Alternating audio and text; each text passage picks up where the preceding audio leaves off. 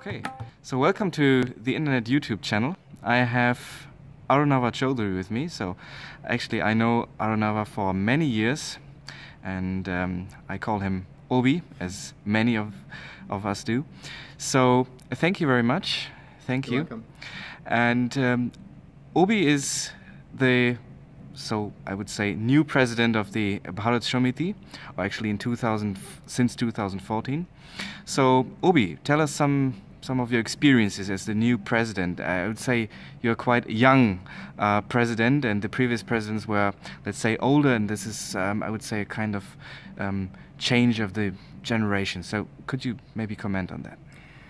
Well, to start with, of course, I've been involved with the Puja here since its start in 1992. So for me, for my family, it's sort of part of our life, Durga Puja in Cologne. And the situation had arisen a few years back that they were discussing and looking at options of who could become the new president. And I was approached, and I thought about it, I considered it, and then said yes to it. And we are in what some people would say is a transitional phase, because the older generation is getting somewhat too old to do the work that they've done since 1992. We're in a situation of where the younger people need to come in, they need to step up and need to get involved, and that is a little bit of a problem. It's a challenge at the moment, but I think if you look at how Durga Puja has developed, we've had a little bit of an issue last year because the Chorweiler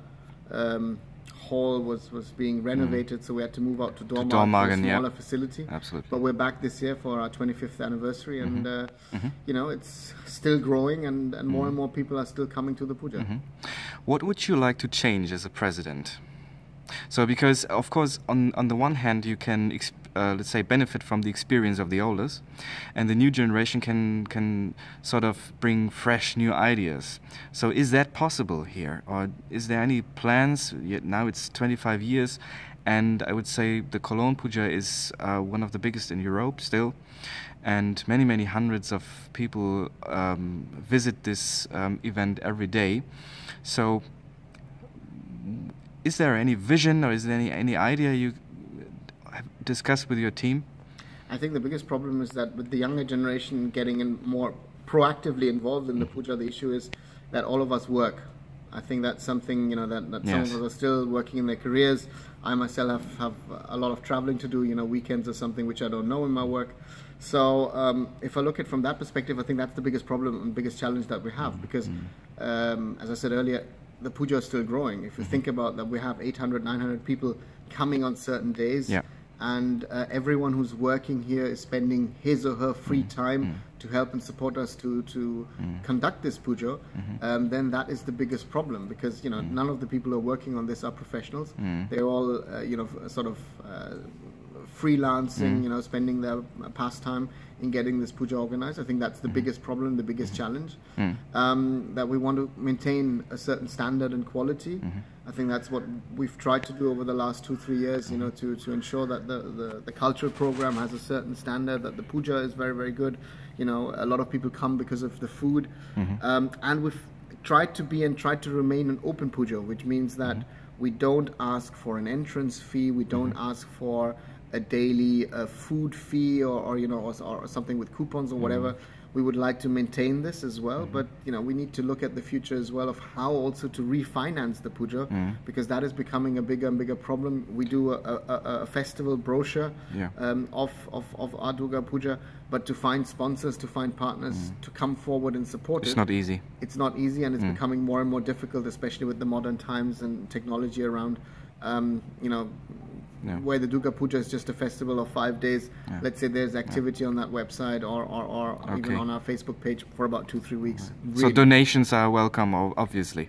Donations are always welcome, of any amount, but we'd like to ask the people to donate a little more, because if people are coming for 3, 4, 5 days, they need to consider you're getting 2 hot meals, you're getting a puja. We have a rent, we have artists who are paid, so that all is not cheap, and we'd like to keep it this way. But if it's not possible, and if these issues with funding become a bigger issue, then we might have to change the one other thing, which might not be liking to everyone.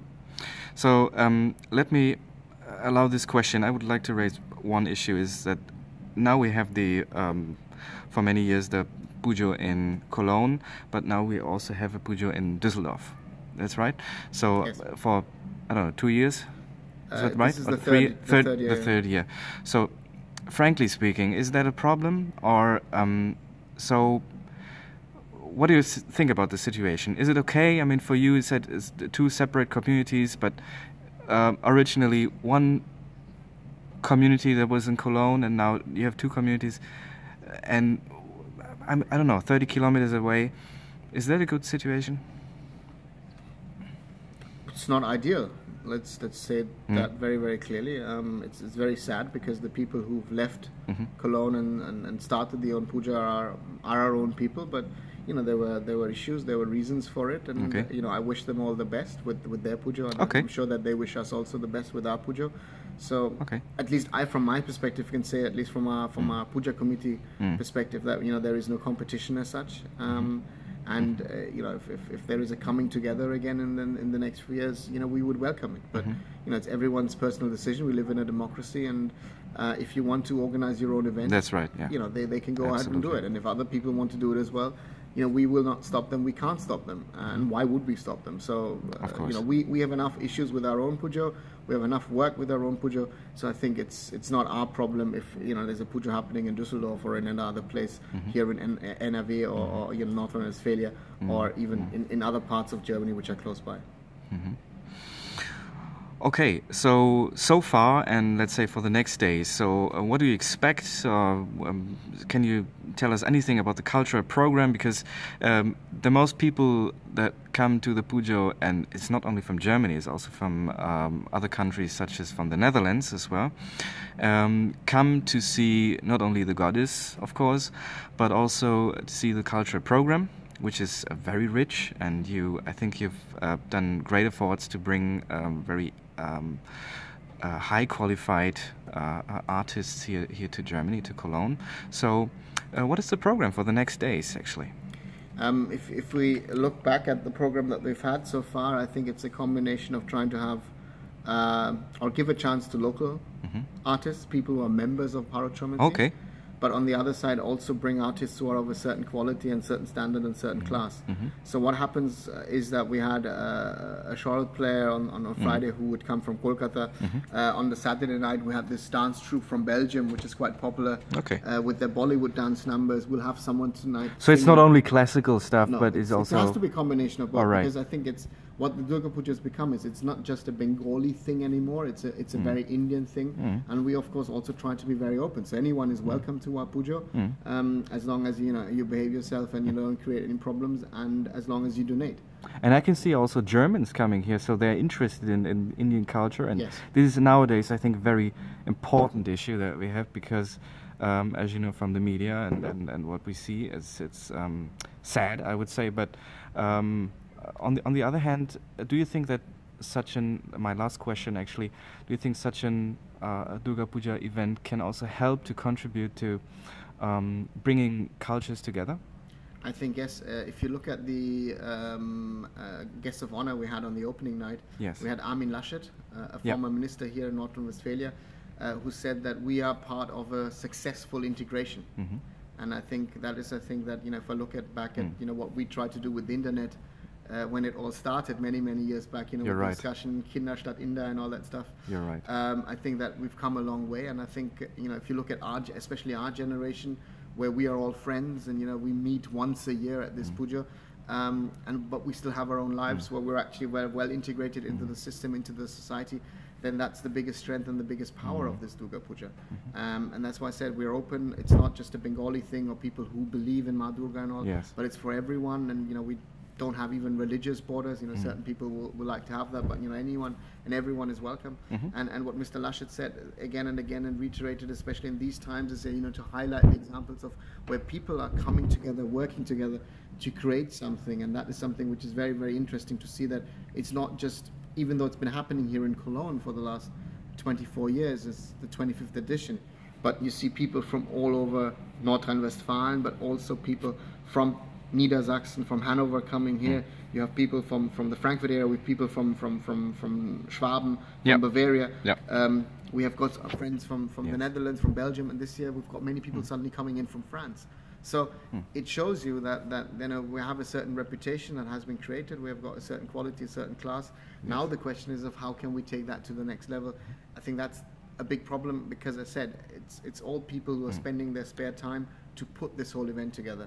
And I'm very happy and very proud to be in this position of leading our Puja, because I've been involved since day one, since my teenage days. You grew up sort of. Yeah, I grew up with it, and it's been part of my life. And I try to keep those days free from work. I think that's very important as well, that other people do that as well.